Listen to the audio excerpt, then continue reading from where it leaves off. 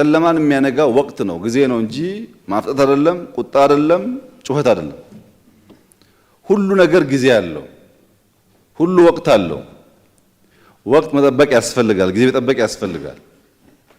የሚቸግርን ነገር የከፋን ነገር ብቻ በማየት ልማት አናመጣም።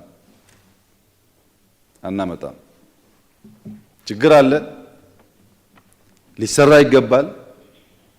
ግን ችግር ብቻ በማየት መፍትሄ አናመጣም።